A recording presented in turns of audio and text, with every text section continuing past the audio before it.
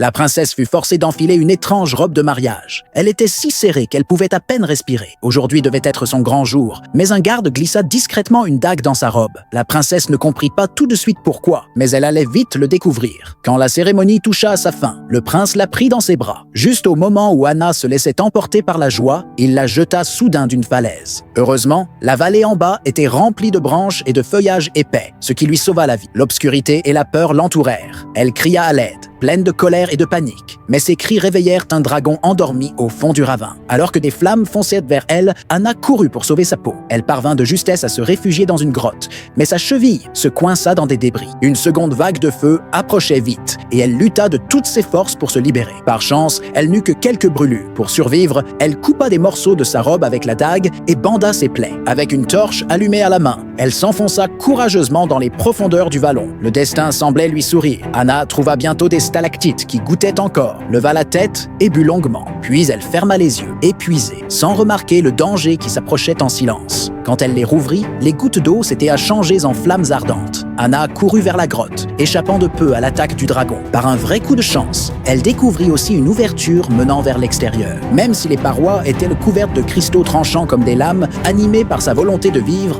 Anna déchira sa robe en lanière, les tressa en corde et commença à grimper avec détermination. Quand elle crut enfin toucher la liberté, le rugissement du dragon résonna du fond du gouffre. Effrayée, elle perdit l'équilibre et faillit tomber. Elle réussit à accrocher sa couronne à un cristal, restant suspendue dans le vide. Mais le cristal fragile ne résista pas et se brisa aussitôt. Elle chuta droit vers le bas, tandis que le dragon ouvrait ses énormes mâchoires, prête à la dévorer. Pourtant, Anna refusa d'abandonner. Dans un dernier élan, elle utilisa la couronne pour se rattacher à la paroi rocheuse. À ce moment de pur désespoir, elle trouva une force incroyable en elle et grimpa sans s'arrêter, jusqu'à atteindre enfin l'entrée de la grotte. Mais son espoir s'évanouit aussitôt. Devant elle, il n'y avait qu'un vide sans fin. En voyant des villageois passer au loin, elle agita les bras et cria pour qu'on l'aide, mais personne ne l'entendit. À la place, elle attira l'attention du dragon. Les signes gravés sur les murs et les os éparpillés autour d'elle semblaient lui dire en silence qu'il n'y avait aucune issue à cet endroit. Juste au moment où Anna ferma les yeux, prête à mourir, une voix familière perça l'obscurité.